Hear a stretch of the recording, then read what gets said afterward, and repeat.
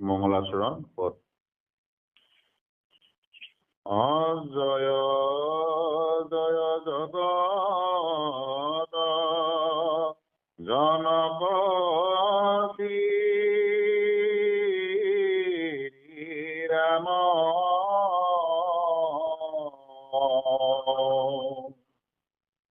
আটো কি উতৰে যাৰ লইলে গুণ নাম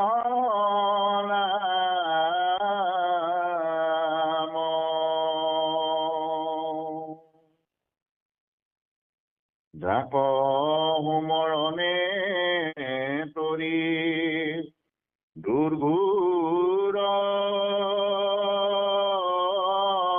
সংসাৰ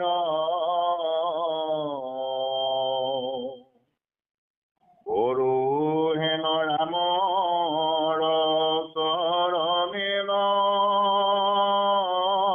নমস্কাৰ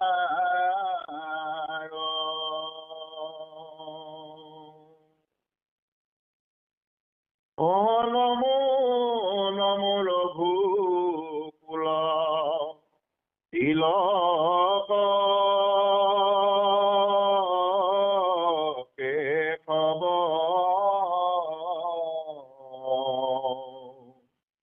জয় জয় হিতাৰ সন্ততি কুশল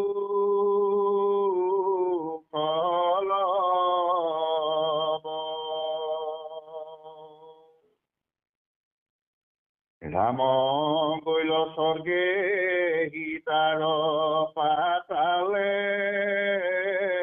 গমন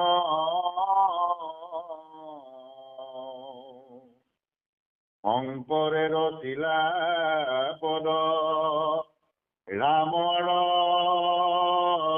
চৰণ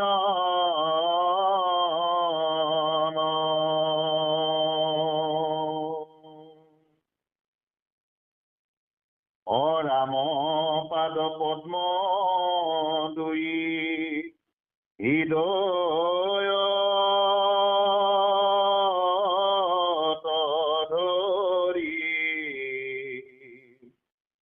গুৰুৰ চৰণ মনে নমস্কাৰ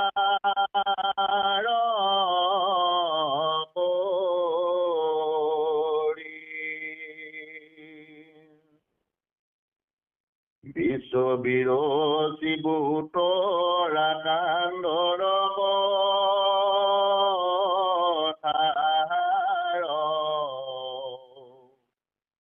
শোক পদ ৰাম পাদ প্ৰসাদে প্ৰচাৰ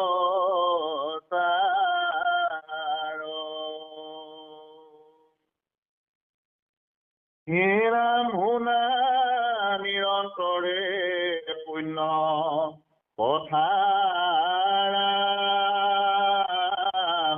পথাৰামায়ণ সংসাৰ নিস্তৰি যাৰ বৈকুণ্ঠ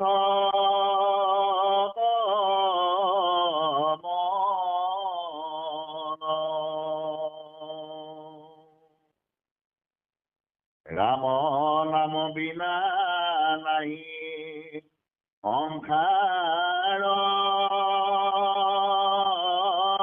নিস্তাৰ হেন জানি ৰামৰ চৰিত কৰা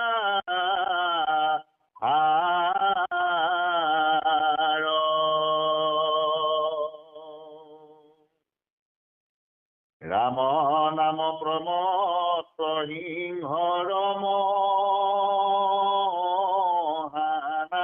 দেৱ পলাই পাপ হস্তি যুথ পৰম বিষাদে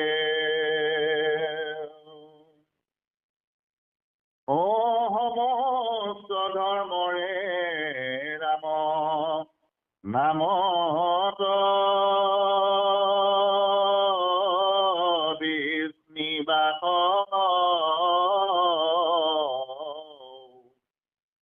সি মহাজন যাৰ নামত বিশ্বাস।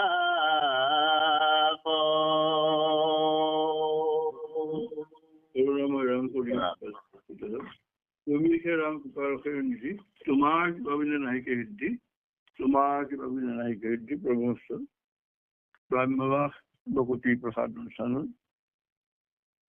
সঞ্চালক প্ৰমুখে সভাপতি প্ৰমুখে মান্যবৰ উপদেষ্টাসমূহ আৰু বিষয়ববীয়া সমস্ত আমাৰ সৰ্বপ্ৰথমতে শ্ৰদ্ধা নিবেদন কৰিছো, সেৱা নিবেদন কৰিছো, প্ৰণিপাত জনাইছো।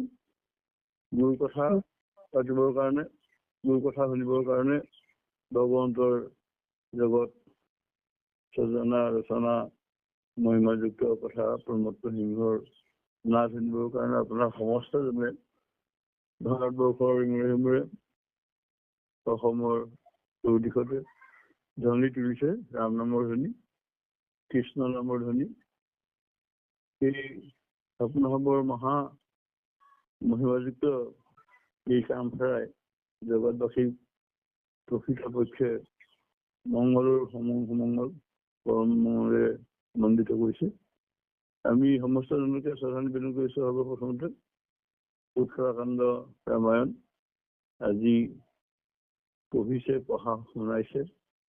পঢ়া আৰু শুনা দুটা আচলতে বেৰি নাই, কোমতা আৰু শুনোতা একেই। গতিকে পঢ়িছে কি কথা, পঢ়িছে কি কথা, আটাইতকৈ গুৰুত্বপূৰ্ণ বস্তু সেইটো।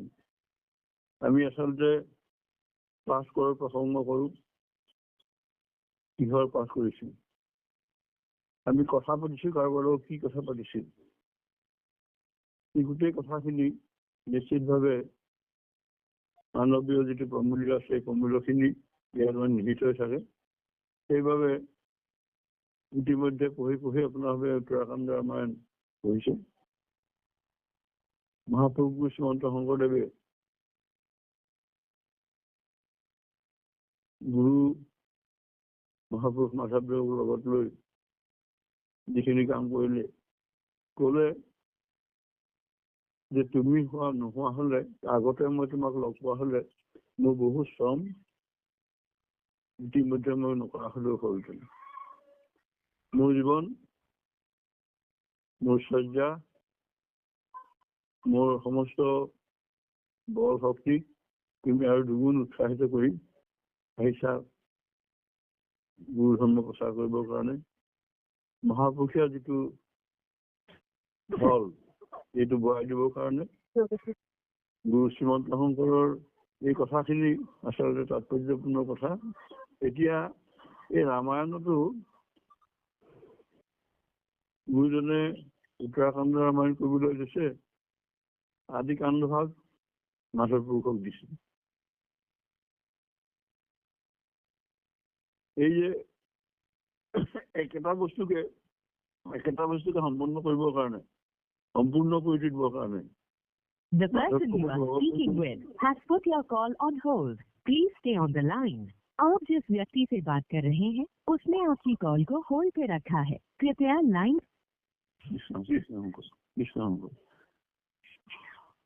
राम नाम रामायण আচলতে The person you are speaking Ram Ram Ram Krishna Ram Hari Hari रामते रम हबि राम राम राम भजन राम। সেই ৰামত ৰমণ কৰা যিসকল ভকত, যাৰ মুখত অবিশ্ৰান্ত হৈ ৰাম নাম উচ্চাৰণ হৈছিল, সেইসকল আচলতে ভকত, ভগৱন্তৰ ভক্ত। এই যে ৰাম নাম, কৃষ্ণ নাম, হৰি নাম, ৰামকৃষ্ণ হৰি নাম, সৰ্বধৰ্ম নিপান সকলো নিগম তত্ত্বহাৰ জাত পৰে ধৰ্ম হেৰিয়াৰ এন নাম নুসুমৰি কমনো ভৰসা কৰি ৰৈ আছা ভৱ তৰিবাৰ ভৱ সংসাৰখন। আমি যিখন সাগৰলৈ আহিলো, য'ত আমি সাঁতুৰিছো নাদুৰিছো, উঠিব পৰা নাই, পাৰ বিচাৰি পোৱা নাই, এই পাৰবোৰ আচলতে আমাক দৰ্শন কৰাইছে গুৰুসকলে। গুৰু পৰম গুৰু শ্ৰীমন্ত শংকৰে আমাক এই পাৰটো দেখুৱাইছে। আমি যিটো পাৰত থাকিব লাগিব সেই পাৰটোৰ কথা কৰিছে ইয়াত। এতিয়া এইখন ৰামায়ণ বোলা বস্তুটো আচলতে মহাকাব্য। কাব্য বহুত আছে, তাৰ আকৌ ভাগটো আটাইতকৈ মানে বৃহত্তম যিবোৰ কাণ্ড, য'ত মানে আচলতে হৰি কথা থাকে, কৃষ্ণ কথা থাকে, এইবোৰ য'ত মানে সমস্ত তত্ত্ব নিহিত হৈ থাকে, এইবোৰ মহাকাব্য লিখিত। কাব্যৰ ভিতৰত কাব্য মহাকাব্য এখন। গতিকে জগতত মানে বহু মহাকাব্য লিখিছে। এলিয়াদ লিখিছে, আপোনাৰ লিখিছে, মিল্টনে লিখিছে। মিল্টন লিখিছে পেৰাডাইজ লষ্ট, পেৰাডাইজ ৰিগেইন। এই যে কাব্যবোৰ, সেই কাব্যবোৰ লিখিছে, তাত আচলতে পোনপটীয়াকৈ হৰি কথা নাই, ৰাম কথাও নাই, কৃষ্ণ কথাও নাই তাত। কিন্তু আচলতে মানৱীয় প্ৰমূল্যবোৰ গোটেইবোৰ সোমাই থকা গ্ৰন্থবোৰক মহাকাব্য আখ্যা দিয়া হৈছে। মানৱীয় প্ৰমূল্য অৰ্থাৎ ঈশ স্বৰূপে সৰ্বগত বহি থকা জয়চন্দ্ৰ গগনব্যাপী, সমস্ততে ভগৱন্ত আছে। ভগৱন্ত মানুহৰ যিটো মানৱীয় প্ৰমূল্য, সেইটো আটাইতকৈ শ্ৰেষ্ঠতম। সেইকাৰণে মানৱীয় প্ৰমূল্যৰে ভৰা, সমস্ত সত্তাক লুকাই ৰখা, জগতৰ আগত প্ৰকাশ কৰি দিয়া এই মহাকাব্যবোৰে মানুহৰ জীৱনক আচলতে পৰিৱৰ্তনৰ সূচনা কৰে। সেই পৰিৱৰ্তনটো উত্তৰণ ঘটাই কিহলৈ? আমাৰ পৃথিৱীৰ পৰা ওপৰলৈ লৈ যায়, ক্ৰমগতিত লৈ যায়, মানুহক আচলতে দেৱত্বৰ এটা অৱস্থালৈ লৈ যায়। সেইটো আটাইতকৈ ডাঙৰ বস্তু। মহাকাব্যই আমাক সেই বস্তুটো দিয়ে। এতিয়া ৰামায়ণ যিখন আমি পঢ়ি আছো, সপ্তকাণ্ড ৰামায়ণ, সেই সপ্তকাণ্ড ৰামায়ণত ৰামৰ কথা কোৱা হৈছে, কিন্তু আচলতে কি আছে ইয়াত? ৰাম শেষত আমাৰ এইজন এতিয়া য'ত মংগলাচৰণ কৰিছে, ইয়াত কেৱল ৰামৰ কথাকে কোৱা নাই, কৃষ্ণ কথাও কৈছে তাত। ৰামকৃষ্ণ হৰি, এই যে হৰি নাম সৰ্বধৰ্ম অনুপমটো, এইটো আচলতে তত্ত্বটো বিচাৰটো সমস্ততে আছে। কিন্তু আমাৰ যিকেইখন মহাকাব্য, মহাভাৰত, ৰামায়ণ, ইয়াক অনন্ত নামেৰে নামাংকিত কৰা হৈছে। এইটো আচলতে কি কৈছে যে মহাকাব্যই, কিন্তু আচলতে এইবোৰ কি আছে? এই মহাকাব্য কি আছে? এই যে আমি পঢ়ি আছো মহাকাব্য, ডান্তে ডিভাইন কমেডি পঢ়িছো, মিল্টনৰ পেৰাডাইজ লষ্ট, পেৰাডাইজ ৰিগেইন পঢ়িছো। ইয়াত কি পোৱা যায়? এইটো মানৱীয় প্ৰমূল্যবোৰৰ প্ৰসিদ্ধ ৰূপত বৰ্ণনা। আৰু সেইবোৰ আচলতে আমি পাৰ্থিৱ জীৱনৰ ঊৰ্ধলৈ গৈ জাগতিক চিন্তা কেনেকৈ পৰিহাৰ কৰি পৰমাৰ্থিক ৰূপেৰে আমাক নিজকে মন্দিৰ কৰি তুলিব পাৰো, এই কথাবোৰ তাত আছে। এই কথাবোৰ আছে তাত, নহয় নে? সেইকাৰণে এইটো এখন মানে ইতিহাস বুলি কয়। ইতিহাস আছে পুৰাণাংশ, বুজিছেনে? এই বস্তুৰ কথা ইয়াত আছে। ইতিহাস আৰু পুৰাণ, এই পুৰাণবোৰ মহাকাব্য বুলি কোৱা হয়। এপিক বুলি কোৱা হয়, ইংৰাজী এপিক বুলি কোৱা হয়, এপিক মহাকাব্য বুলি কোৱা হয়। আমাৰ ৰামায়ণ সমস্ত ভাৰতীয় প্ৰমূল্যবোৰক ইয়াত চিহ্নিত কৰি থোৱা হৈছে। মহাভাৰতত সমস্ত হয় দুটা বংশৰ মাজত এখন ব্ৰহ্মত্ব যুদ্ধ। এই যুদ্ধটোত সমস্ত জাগতিক মানে ক্ষুধাবোৰ, জাগতিক মানে প্ৰেমবোৰ, জাগতিক প্ৰমূল্যবোৰ নিহিত হৈ আছে জগতখনত। গতিকে মহাভাৰতৰ মাজত আমি নিজক বিচাৰি পাম, সংসাৰখনক বিচাৰি পাম, জগতৰ সমস্ত বস্তু বিচাৰি পাম। ঠিক তেনেকৈ ৰামায়ণৰ মাজত একেখিনিক বিচাৰি পাম। কিন্তু ইয়াক আচলতে পাৰ্থিৱ সৌন্দৰ্যৰে মণ্ডিতহে কৰিছে। ইয়াৰ ভিতৰত থকা যিখিনি গুণ আছে সেইখিনি আচলতে অপাৰ্থিৱ। এইটো অপৰিমেয় এই চিন্তাৰ মাজেদি গুৰুসকলে আমাৰ সন্মুখত দাঙি ধৰিছে মহাকাব্যবোৰ। গতিকে আমাৰ ভাৰতীয় যিটো প্ৰমূল্য, ভাৰতীয় প্ৰমূল্য ৰাম আৰু কৃষ্ণ, সেই প্ৰমূল্যটোৰ তালে লাহে লাহে মানুহক ধাবিত কৰাইছে, কৰ্মগতিত আগবঢ়াই লৈ গৈছে। কিন্তু লৈ যাব হয় আমি দলটোত যোগ দিব লাগিব। সেইটো দলত এই যে দৌৰাৰ যিটো দল, ঈশ্বৰৰ সন্ধানৰ, ৰামক সন্ধান কৰা, কৃষ্ণক সন্ধান কৰাৰ যিটো দল, সেই প্ৰমূল্যৰ সন্ধান কৰা যিটো দল, সেই দলটোত আমি অন্তৰ্ভুক্ত হ'ব লাগিব নহয়। অন্তৰ্ভুক্ত নহ'লে যিমান কৈ থাকিলেও, কাষত কথা কৈ থাকিলেওতো আমি নুশুনো। কাণত আমাৰ কাণখন আছে হয়, শুনিবৰ কাৰণে শ্ৰৱণেন্দ্ৰিয় আমাক ভগৱন্তই দিছে হয়, কিন্তু ইয়াতো বহু কথা নোহোৱাই আমাৰ। দেউতাই কোৱা কথাটো মই নুশুনো, মায়ে কোৱা কথাটো মই নুশুনো, মোৰ জ্যেষ্ঠজনে কোৱা কথাবোৰ আমি শুনিব নোখোজো। ভাল কথা শুনি আছি, মনে গৈ হৰবাচি, ভাল কথা শুনিব লাগিব। তাৰ পাছতো সেই ভাল কথাৰ মাজৰ পৰা আকৌ হাঁহ বস্তু বাছি ল'ব লাগিব। নিজক উত্তৰণ ঘটাবৰ কাৰণে কাষত থকা, আমাৰ দুই কাষে থকা, সন্মুখত থকা লোকসকলক হাতত ধৰি আগবঢ়াই নিবৰ কাৰণে এইখিনি প্ৰমূল্যৰ কথা আমাৰ অন্তৰাত্মাই নিশ্চয় বিবেচনা কৰি পাব লাগিব, জানিব লাগিব, চিন্তা কৰিব লাগিব। উত্তৰণটো তেতিয়াহে হ'ব যেতিয়া আমি প্ৰকৃত অৰ্থত গোটেইখিনি কথাৰ প্ৰতি যাম। এতিয়া সেইকাৰণে ইতিহাস আৰু পুৰাণবোৰত এখন দেশক, এটা জাতিক, এখন সমাজক সমগ্ৰ মানৱীয় প্ৰমূল্যবোৰ আচলতে ধৰি ৰাখে, সমস্তকে ধৰি ৰাখে। সেইকাৰণে এই প্ৰমূল্যটো আচলতে আমাৰ কাৰণে লাগে, দৰকাৰ। কিন্তু আমাৰ এই মহাকাব্য ৰামায়ণত আৰু মহাভাৰতত থকা কথাবোৰ কৃষ্ণকেন্দ্ৰিক, ৰামকেন্দ্ৰিক। কৃষ্ণটো ভগৱান স্বয়ং, এই তত্ত্বটো মহাকাব্য ৰামায়ণ আৰু মহাভাৰতত আমি পাওঁ। মহাভাৰতত বিশেষভাৱে কৃষ্ণকেন্দ্ৰিকতা আছে, ৰামায়ণত ৰামকেন্দ্ৰিকতা আছে। এই কেন্দ্ৰবোৰ আচলতে ৰাম আৰু কৃষ্ণ বেলেগ নহয়, আৰু তেওঁলোক মানুহো নহয়। আছে ৰামকৃষ্ণ নহন্ত মানুহ হওক, আৰাধুই পৰম পুৰুষ হওক, এয়া সময় পৰম পুৰুষ আচলতে। সেই তত্ত্বটো নুবুজাৰ কাৰণে, সেই তত্ত্ব নোযোৱাকৈ আমি আমাৰ দুটা পৰিয়ালৰ মাজত লগা যুদ্ধ, ৰাম ৰাৱণৰ মাজত লগা যুদ্ধ, এই যুদ্ধৰ মাজত থকা বিচিত্ৰ যিমানবোৰ ঘটনা আছে, পৰিঘটনা আছে, এই পৰিঘটনা আমাক কি সূচাইছে, এই কথাবোৰৰ মাজতে আমি যেতিয়ালৈকে যাব নোৱাৰো, তেতিয়ালৈকে আচলতে আমাক কামত নাহিব। কামত অহাৰ কাৰণে আমাক লাগিব সকলো সূচাংক কেনেকৈ আমি সুন্দৰভাৱে বিবেচনা কৰিব পাৰো, সেই বিবেচনাৰ মাজেদি যাত্ৰা আৰম্ভ কৰিবলৈ শিকিব লাগিব।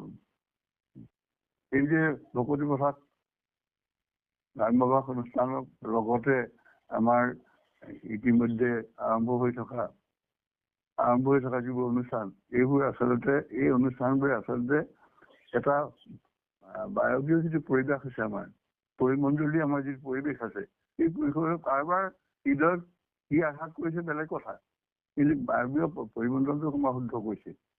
ই আচলতে শুদ্ধ কথাই, শুদ্ধ চিন্তাই আমাৰ মুখৰ পৰা ওলাই যোৱা কথাবোৰ বায়ুমণ্ডলত মানে বিচৰণ কৰে, পবিত্ৰতা তাত ৰক্ষা কৰে। চেণ্টৰ বটল এটা যদি ছটিয়াই দিয়া যায় ৰুম এটাত, ৰুম ফ্ৰেছাৰ এটা যদি ছটিয়াই দিয়া যায়, ৰুমটো সুন্দৰকৈ গোন্ধাই থাকে।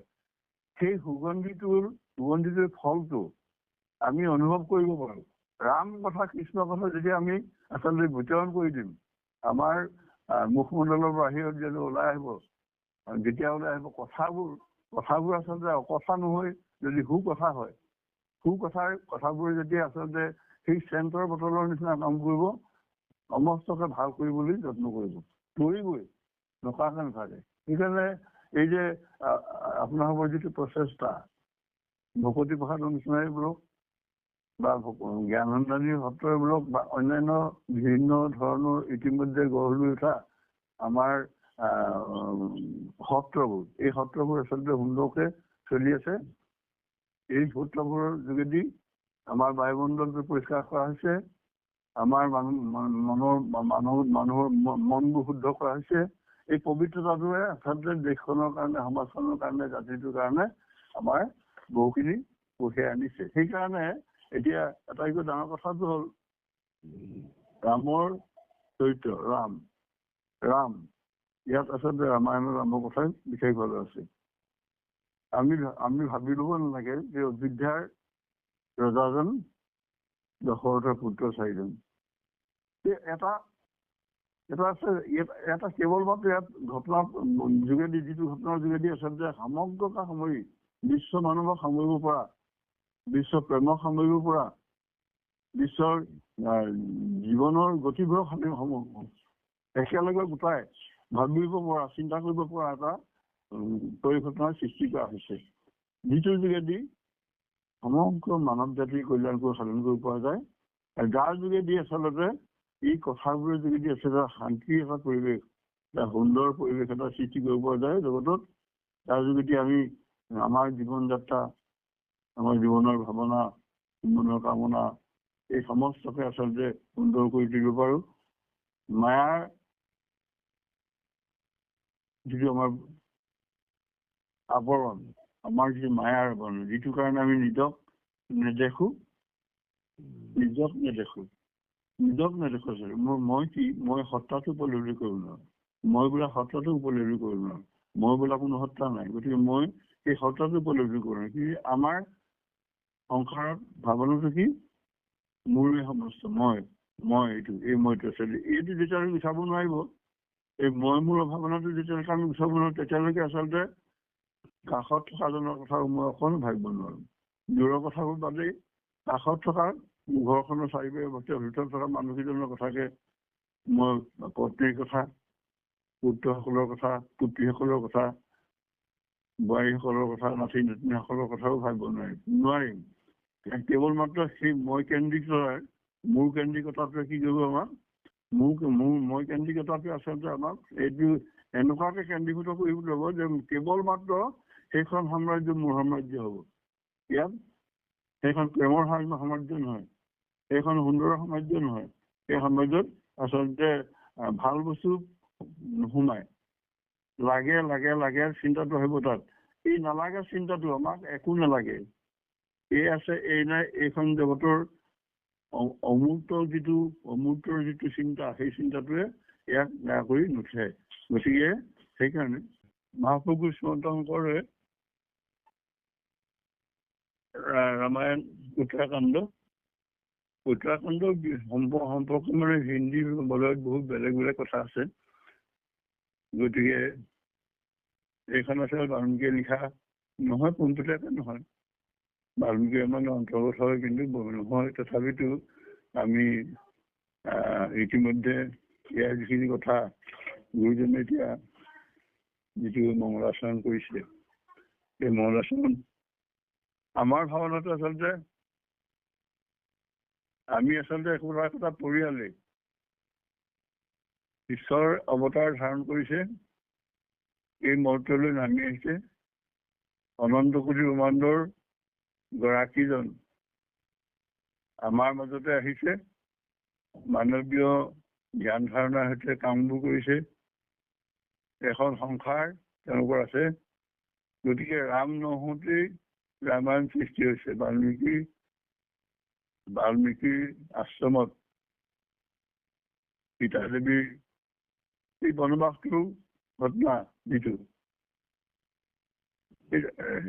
ৰামৰ কথাবোৰ আচলতে ৰাম কথা আচলতে লৱকুশে গাই ফুৰিছিলে, তেতিয়া গোটেই কাহিনীবোৰ কৈ আছে। সেইকাৰণে ৰাম নহওঁতেই ৰামায়ণ, এই কথাখিনি আচলতে অকণ ভাবিবলগীয়া কথা। ঈশ্বৰৰ কথাবোৰ, পৰম পুৰুষৰ কথাবোৰ এনেদৰেই বিস্তাৰিত হয়, এনেদৰেই জগতবাসীৰ মাজত প্ৰচলন হয়। তাকে হৃদয়গ্ৰাহী কৰি আমি গ্ৰহণ কৰিব লাগিব। এই কথাবোৰ ইয়াত আচলতে ঐশ্বৰিক যিটো মহাশক্তি, সেই শক্তিটোক মানৱীয় এখন ৰাজ্যৰ মাজত বিচৰণ কৰাই আছেই। কাৰণ ঈশ্বৰ নহলে ঈশ স্বৰূপে সৱসতে বৈঠক জয়িছে ন গগন ব্যাপী। ঈশ্বৰ সমস্ততে নাথাকিলে,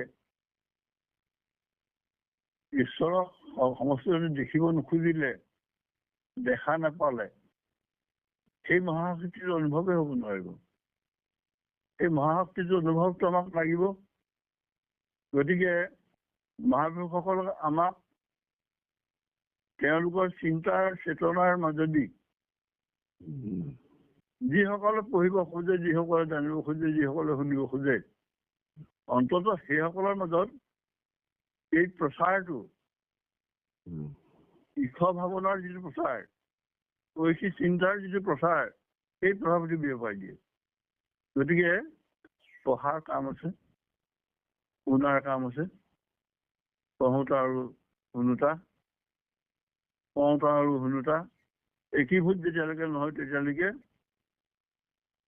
যি বিষয়ৰ কথাকে আমি নাপাতো, যি চিন্তাৰ মাজতে আমি নোসোমাও, গতিকে আমাৰ চিন্তাবোৰ সম্পূৰ্ণ নহ'ব, আমাৰ কথাবোৰ আচলতে পৰিপূৰ্ণ ৰূপ নাপাব।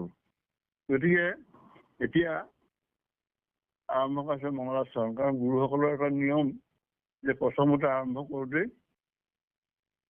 ৰাসমুচয় যি লিখিব খুজিছে, যিখিনি কথা ক'ব খুজিছে, সেই কথাখিনি ঈশ্বৰৰ ওপৰত অৰ্পণ কৰিছে। ভগৱন্তই যাতে লিখককে নহয়, সমস্ত শ্ৰোতাসকলক, সমস্ত কওঁতাসকলক, শুনোতাসকলক আৰু এই কথাৰ ঢলটো যিমান দূৰলৈ বৈ গৈছে, সমস্ত পৰিৱেশকে যাতে নিকা কৰি তোলে, সুন্দৰ কৰি তোলে, সেইকাৰণে মংগলাচৰণ।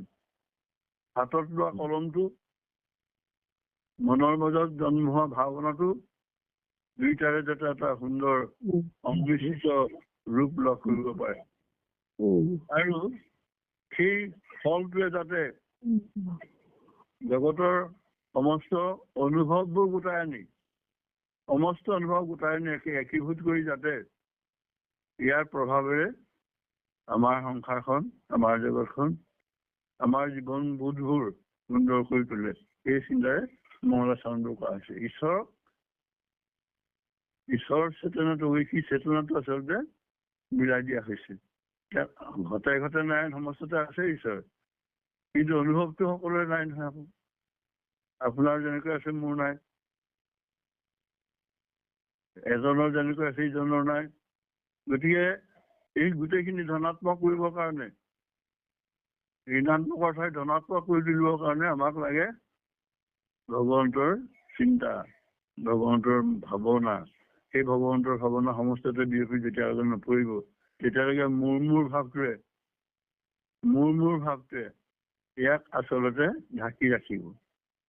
সেই ঢাকনটো গুচাবৰ কাৰণে মহাপুৰুষসকলে চিন্তা কৰে যে সমস্ত জগতক কেনেকৈ সুন্দৰ কৰিব পৰা যায়। সুন্দৰ তেতিয়াহে হ'ব, কাপোৰ কানি পিন্ধিলে সুন্দৰ নহয়, ভাল বস্তু খালে ভাল কৰিলেই সুন্দৰ নহয়।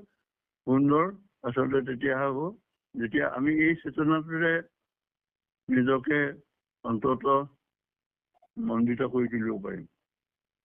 ঈশ্বৰ চেতনা, সুন্দৰ চেতনা, সুন্দৰ ভাৱনা আমাক লাগিব।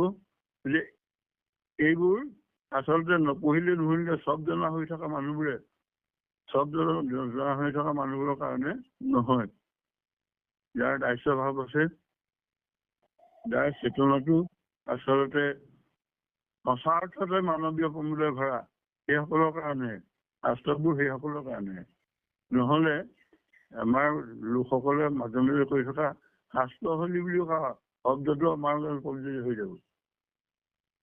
এটা লাইন পঢ়ি যদি আমি তাৰ অনুভৱটো ল'ব নোৱাৰো,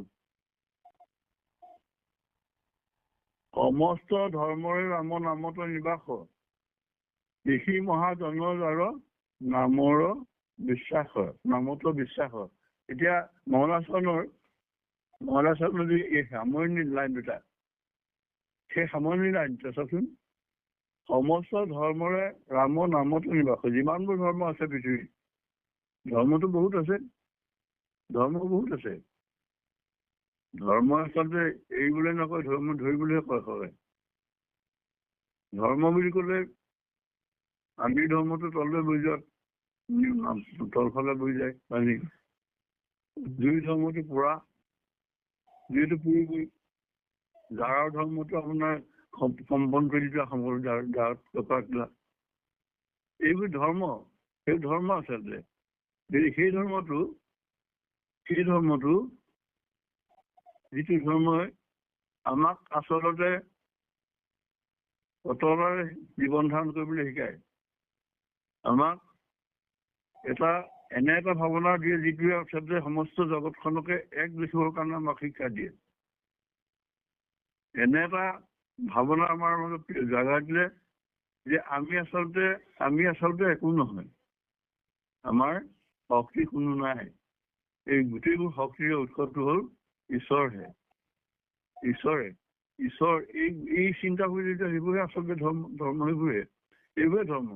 গতিকে ধৰ্ম যিটো আমাক ধৰি ৰাখিব পাৰে, আমি কেৱল ব্যক্তি হত্যা নহয়, আমাৰ সমাজ হত্যা এটা আছে। আমি আচলতে জীৱবোধটো আমাৰ কেনেকৈ হ'ব লাগে, মানুহৰ মাজত থাকিলে নহ'ব, সমস্ত মানে দিনটোৰ তললৈকে আমাৰ ভাৱনাটো আগবাঢ়ি গৈ থাকিব লাগিব। সকলোৰে প্ৰতি আমাৰ প্ৰেম ভাৱ জাগিব লাগিব। গতিকে আমাৰ ভাৱনা তেতিয়াহে শুদ্ধ হ'ব, যেতিয়া সমস্ততে ঈশ্বৰক দেখিম আমি। ঈশ্বৰ স্বৰূপে সভাসতে বহি থকা যদি আমাৰ চিন্তাটো যেতিয়া আহিব, হয়, সেই ভাৱনাটো যেতিয়ালৈকে নাহে তেতিয়াহ'লে আমাৰ আচলতে ধৰ্ম শুদ্ধ হ'ব জানো? নহ'ব। ধৰ্ম শুদ্ধ নহয়, ধৰ্ম তেতিয়ালৈকে শুদ্ধ নহয়। ভিন্ন ক্ষেত্ৰত সমাজত চলি থকাৰ ক্ষেত্ৰত ইয়াৰ ভিন্ন অৱস্থাৰ সৃষ্টি হ'ব পাৰে, সময়ে সময়ে ইয়াৰ পৰিৱৰ্তন হ'ব পাৰে। তথাপিতো সততাৰে জীৱনবোধেৰ সৈতে জীয়াই থকাটো ধৰ্মৰ এটা অপৰিহাৰ্য অংগ। এই অপৰিহাৰ্য অংগটো আমি বজাই ৰাখিবই লাগিব। যে মানুহ বোলা বস্তুটো মানে সমস্ত জীৱৰ শ্ৰেষ্ঠ জীৱ মানুহ বুলি ভবা হৈছে, কোৱা হৈছে, চিন্তা কৰা হৈছে, হয়। কাৰণ বিবেকযুক্ত প্ৰাণীৰ ভিতৰত মানুহ আছে। ব্ৰহ্মাৰ জ্যেষ্ঠ পুত্ৰ বুলি মানুহক কোৱা হৈছে। ব্ৰহ্মাৰ শ্ৰেষ্ঠ পুত্ৰ বুলি মানুহক কোৱা হৈছে। বিবেক বিবেচনা নাথাকিলে ক'ব নোৱাৰে। গতিকে সেইকাৰণে এতিয়া ডাঙৰ কথাটো সেইটোৱে যে আমি যিহেতু মানুহ, মানৱীয় ভাৱনা, মানৱীয় চেতনা, মানৱীয় প্ৰমূল্যৰ সৈতে ভৰা আমাৰ কাম হ'ব লাগিব, আমাৰ কথা হ'ব লাগিব, আমাৰ চিন্তা হ'ব লাগিব, আমাৰ চৰ্চা হ'ব লাগিব। যেতিয়ালৈকে এইখিনি নহয় তেতিয়াহ'লে মানুহ হ'বই নোৱাৰিব। তেতিয়াহ'লে ধৰ্ম কি হ'ব? ধৰ্ম মানুহে যদি হ'ব নোৱাৰে ধৰ্ম কেনেকৈ হ'ব? নহ'ব। মানৱীয় প্ৰমূল্যৰে ভৰা হ'ব লাগিব ধৰ্মটো ভৰা লাগিব। এই যে গুৰু চৰিত্ৰত থকা বাপজনৰ, বৃদ্ধ বাপজনৰ কথাটো, আইগৰাকীয়ে সিদ্ধ খাবলৈ বান্ধি থাকে, তেওঁ এবাৰ আহি আকৌ এবাৰ ওলাই যায়।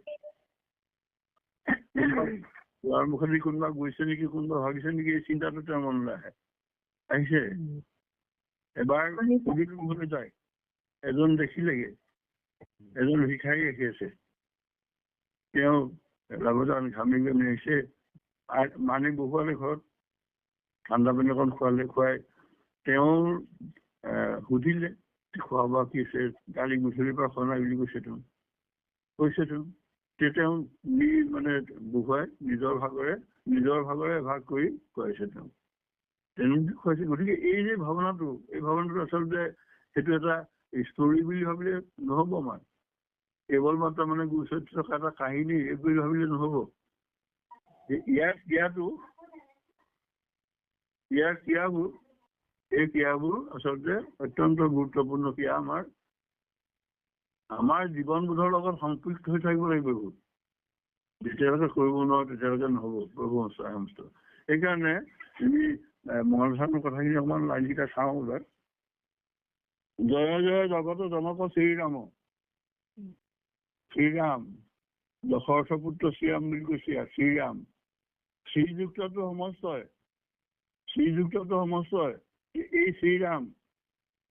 এই শ্ৰীৰাম আচলতে জগতজনক আখ্যা দিয়া হৈছে শেষৰ ফালে। তাতো কিও তৰে যাৰ লৈলে গুণনাম ঈশ্বৰ কৃষ্ণ। ৰাম কৃষ্ণ নহন্ত মানুহ নহয়, ৰাম আৰু কৃষ্ণ মানুহ নহয়। গতিকে আমাৰ ধৰ্ম ৰাম কেন্দ্ৰিক, আমাৰ ধৰ্ম কৃষ্ণ কেন্দ্ৰিক। গোটেই বস্তুত আছে হৰি আখ্যা দিয়া হয়। হৰি হৰি হৰি অনন্ত কোটি ব্ৰহ্মাণ্ডৰ হৰি অধিকাৰী। অনন্ত কোটি ব্ৰহ্মাণ্ডৰ গোবিন্দ গোবিন্দ গোবিন্দ গোবিন্দ গোবিন্দ মোৱাৰী অনন্ত কোটি ব্ৰহ্মাণ্ডৰ হৰি অধিকাৰী। আমাৰ ধৰ্মটো আচলতে হৰি কেন্দ্ৰিক, হৰি অধিকাৰী এজন। সেই হৰিকে মানে বহু নাম আছে, নাম নাম নামে মানে বহুত কাৰ্য সাধন কৰে। নামত বিশ্বাস কৰিলে অবশ্য সিদ্ধি হয়। এতিয়া সেইকাৰণে পাঠকীও তৰে তাৰ লৈ লৈ গুণ নাম। বেয়া কাম কৰা, পাপ কাম কৰা, তাৰ পৰা পুণ্য বিচাৰ আমি কৰো। পাপ পুণ্য বিচাৰটো মানুহে কৰে। কোনটো ভাল কোনটো বেয়া এই বিবেচনা মানুহে কৰে। পাঠকী হল কোন? অৰ্থাৎ যিবোৰ কামে সংসাৰৰ অনিষ্ট কৰে অভাৱ চিন্তা, সেই বেয়া কাম এইবোৰ পাপ পাপ কাম তাৰমানে। আমি কিছুমান এনেকুৱা বাচিও লৈছো, বিচাৰিও লৈছো, বান্ধিও লৈছো যে এইটো ভাল এইটো বেয়া, এইটো ভাল এইটো বেয়া, যে দেখাতে বেয়া। অৰ্থাৎ কাৰোবাক চৰ এটা মৰাটো, গোৰ এটা মৰাটো, কাৰোবাৰ বস্তু এটা অপহৰণ কৰাটো আচলতে বেয়া, সেইবোৰ বেয়া, সেইবোৰ পাপৰ। কাৰোবাৰ শাস্ত্ৰবোৰে আমাক কৈছে যে সোণ নধৰিবা, গুৰু পত্নী অপহৰণ নকৰিবা, এনেকে কিছুমান পাপৰ কথা কৈছে। গতিকে সেই পাপৰ কথা আছে, কিন্তু আমাৰ মনৰ ভিতৰত চিন্তাৰে আমি ভাবি পাওঁ নহয় কোনটো বেয়া, কোনটো ভাল, কোনটো বেয়া। গতিকে বেয়া কাম কৰা, বেয়া কাম ভবাটোৱে আচলতে পাপ, সেইবোৰ পাপ পাপ। আৰু ভালটো পাপায় পৰপীড়নম, এইবুলি কৈছে সংস্কৃতত। পাপায় পৰপীড়নম পুণ্যায় পুণ্যায়, অৰ্থাৎ পৰৰ কাৰণে সেৱা কৰাটো, আৰু পৰৰ কাৰণে লোকৰ কাৰণে সেৱা কৰাটো, নিজৰ কাৰণেতো সেৱা থাকিবই, পৰৰ কাৰণে সেৱা কৰাটো পুণ্য, আৰু লোকক অন্যায় কৰাটো, পীড়ন কৰাটো আচলতে পাপ। পোনপটীয়াকে দেখুৱাই দিছে, যাতে মোৰ কামৰ যোগেদি কাৰো হানি বিঘিনি নকৰিব নহয়। মানসিক হানিও হ'ব নোৱাৰিব, জাগতিক হানিও হ'ব নালাগিব, একো হানি হ'ব নালাগিব। এই মানুহ হিচাপে জীয়াই থাকিবলৈ শিকিব লাগিব। আমাক এই কেৱল মহাকাব্যৰ পাতত পোৱা এয়া তত্ত্ব নহয়, সমস্ত শাস্ত্ৰই, যিবোৰ শাস্ত্ৰই আমাক অনুশাসিত কৰি আছে, শাস্ত্ৰবোৰে আমাক শাসন কৰি থাকে। ঘোষাৰ এটা ছন্দ গাই দিয়াৰ লগে লগে আমাৰ হৃদয় স্তম্ভত মানে আঘাত কৰে। হৃদয় স্তম্ভত কৃষ্ণ চৰণকো প্ৰেম জৰি দিয়া চান্দা বুলি কৈছে, কৃষ্ণ চৰণক বান্ধিবলৈ কৈছে, যে পাপৰ পৰা যাতে মই আঁতৰি থাকিব পাৰো, পুণ্যৰ প্ৰতি যাতে মোৰ দৃষ্টিটো সদায় পোনপটীয়া হয়, পুণ্যৰ ফালে যাতে মোৰ গতিবিধি বাঢ়ে, সেইটো লাগে। গতিকে এতিয়া পাতকীও তৰে তাৰ লৈলে গুণনাম, তেওঁৰ নামটো গুণনাম চব একোটা কৰ্মৰ গুণেৰ সৈতে চব নামাংকিত কৰা হৈছে এতিয়া। গতিকে নামবোৰ যিমানবোৰ আছে সকলো গুণনাম এইবোৰ।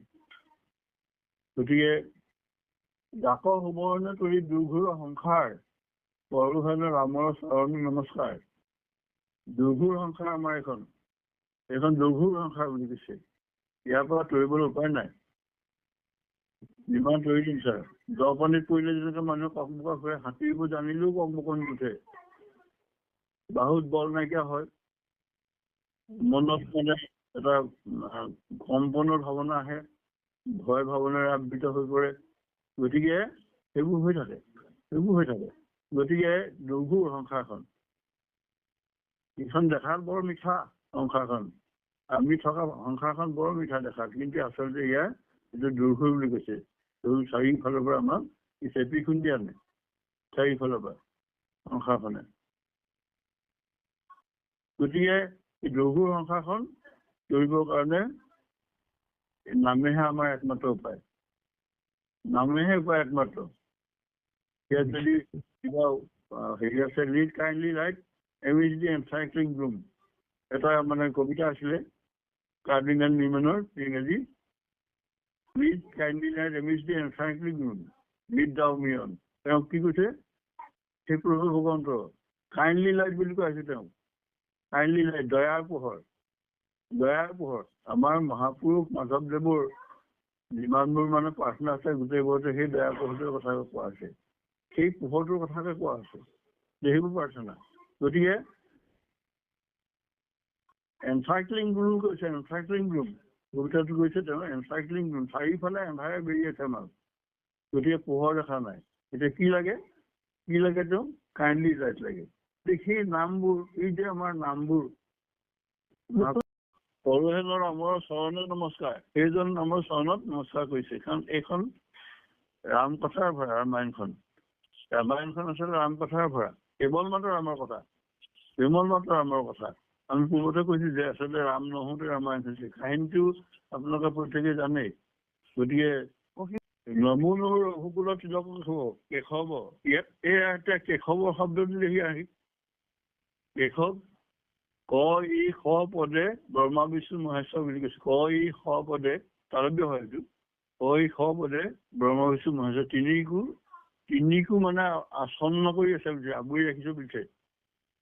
ব্ৰহ্মা বিষ্ণু আৰু মহেশ, কেশৱ, সেইকাৰণে কেশৱ কৃষ্ণৰ অন্য নাম, ৰামৰো অন্য নাম। তেতিয়াহ'লে এই ৰামক এইটো প্ৰাৰ্থনা কৰি আছে ইয়াত, ৰঘুকুলত তিলকক কেশৱ বুলি কৈছে। গতিকে ভিন্নতা ক'ত আছে? ৰামকৃষ্ণৰ ভিন্নতা নাই।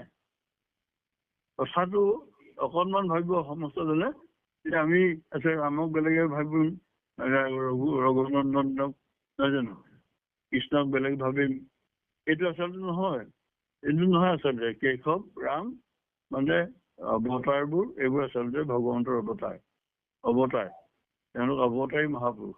মহাপুৰুষ শব্দটো আচলতে এইসকলকে কয়, সেই মহাপুৰুষহে প্ৰণত সদা বন্ধু তোমাৰ ৰাখে পদবন্ধন, সেই মহাপুৰুষ, সেই প্ৰণত পালক, সদা বন্ধু তোমাৰ ৰাখে পদবন্ধন, সদায় বন দিব লাগে এই চৰণত। এই চৰণটো ভগৱন্তৰ চৰণ কাৰণে, সেইসকল নহয় জানো, ৰাম ৰূপে মানে অৱতাৰ ধাৰণ কৰিছে সেইজন মহাপুৰুষ, কৃষ্ণ ৰূপে অৱতাৰ ধাৰণ কৰিছে সেইজন মহাপুৰুষ। গতিকে সেইসকল মহাপুৰুষ, বাকী এসকল মহাপুৰুষ বুলি কোৱা নাযায়। হয়, মহাপুৰুষ বুলি কোৱা হয় অৱতাৰী পুৰুষসকল, মহাপুৰুষ শ্ৰীমন্ত শংকৰ, মহাপুৰুষ শ্ৰী শ্ৰী মাধৱদেৱ, এইবোৰ আচলতে অৱতাৰী। তেওঁলোক ৰামস্ত অৱতাৰ ধাৰণ কৰিছে, গতিকে তেওঁলোক অৱতাৰীবোৰ মহাপুৰুষ তেওঁলোক হয়। গতিকে সেইটো মহাপুৰুষ শব্দটো কেশৱ, এইটো অকল ক ই স বোলে ব্ৰহ্মা বিষ্ণু মহেশ, সৃষ্টি তৃতীয় আৰু প্ৰলয়ৰ অধিকাৰী ব্ৰহ্মা বিষ্ণু আৰু মহেশ, গতিকে তেওঁলোকক বুজায়, নহয় নে? গতিকে কেশৱ বুলি ক'লে, এতিয়া কেশৱ বুলি সমস্ত এটাকেইটা শক্তি আছে, তিনিটা শক্তি তাতে আছে, অমনিপটেণ্ট, অমনিচিয়েণ্ট আৰু অমনিপ্ৰেজেণ্ট, এই তিনিটা শক্তি। ঐশী শক্তি এই তিনিটা, ঈশ শক্তি এই তিনিটা, সৰ্বশক্তিমান, সৰ্বজ্ঞ আৰু সৰ্বব্যাপ্ত।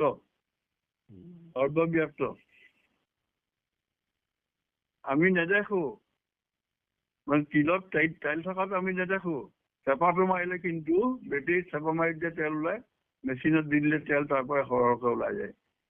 গতিকে সেই মেচিনটো, সেই ভাৱনাটো, সেই যে বেটেৰীটো আমাৰ মানে প্ৰতিজনৰ হৃদয়ত থাকিব লাগিব।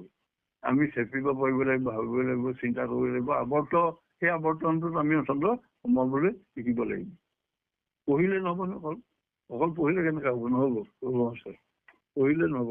অন্তত অকণমান ভাৱনাটো আমাৰ গভীৰৰ পৰা গভীৰলৈ গৈ থাকিব লাগিব। সেই ভাৱনাটোহে আমি পাৰিম, সেই ভাৱনাটোহে পাৰিম আমি। গভীৰ ভাৱনা আমাক লাগিব। ব্যাপ্ত জানো চৰাচৰ, ক'ত চৰাচৰ জগতখন, চৰতো আছো, অচৰতো আছো, মানে গৈ থকাবোৰতো আছে, নোযোৱাবোৰতো আছে, ৰৈ থকাবোৰতো আছে, গৈ থকাবোৰতো আছে। গতিকে সেইকাৰণে ব্যাপ্ত জানো চৰাচৰ, কৃষ্ণদেৱ ভগৱন্ত কৃষ্ণ ৰাম বৈল স্বৰ্গে সীতাৰ পাতালে গমন, অংকৰে ৰচিলা পদ ৰামৰ চৰণ। এইখিনি হেৰি সীতা বনবাসৰ এয়া কথা, পাছৰ কথা। মহাপুৰুষে ৰচিলে ৰামৰ চৰণ মানে বৰ্ণনা কৰি উত্তৰাখণ্ড ৰামায়ণ লিখিছে। ৰাম পদ পদ্ম দুই হৃদয়ত ধৰি, গুৰু চৰণ মনে নমস্কাৰ কৰি, বিৰচিবোৰ উত্তৰাখণ্ডৰ কথাষাৰ, পদ ৰাম পদ প্ৰসাদে প্ৰচাৰ। লিখাৰ উদ্দেশ্য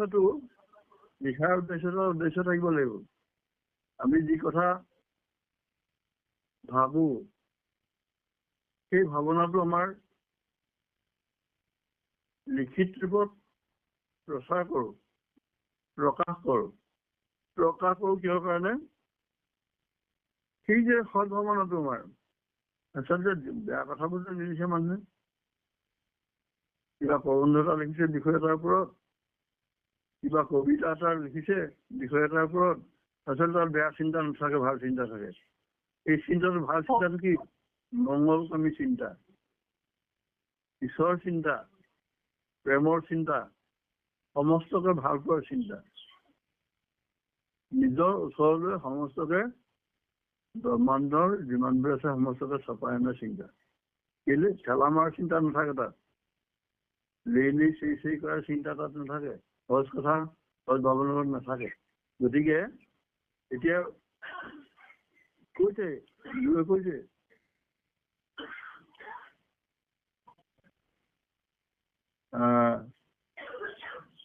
গুৰু ৰাম পাদ পদ্ম দুই হৃদয়তো ধৰি, গুৰুৰ চৰণ মনে নমস্কাৰ কৰি, বিৰচিবোৰ উত্তৰাখণ্ডৰ কথাষাৰ, অংক পদ ৰামৰ পদ পাদ প্ৰসাদে প্ৰচাৰ। যাতে ভগৱন্ত ৰামৰ কথা বিবেচন কৰিব ইয়াত কৰিলে, ভাৱনাটো কৈছে মহলাচৰণত কৰিবলৈ লৈছে এতিয়া কৈছে। গতিকে যাতে লিখাৰ আগতে গুৰুৱে কৈছে যে যাতে জগতত এই ৰাম কথা প্ৰচাৰ হয়, ভগৱন্তৰ কথা যাতে প্ৰচাৰ হ'ব পাৰে, আৰু সেই ভগৱন্তৰ কথাৰে যাতে মানুহৰ হৃদয়বোৰ বহল হয়, পবিত্ৰ হয়, সুন্দৰ হয়, ধুনীয়া হয়। তাৰ গৰ্ভ হৰি কথা, ৰাম কথা, কৃষ্ণ কথাই যাতে ভৰি পৰে, সেইখিনি কৃষ্ণ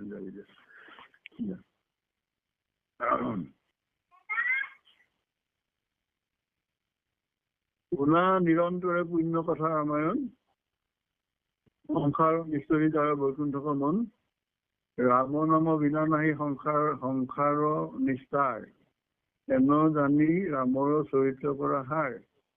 এতিয়া উত্তৰাখণ্ডৰ সাৰ কথা হ'ল ভগৱন্ত ৰামৰ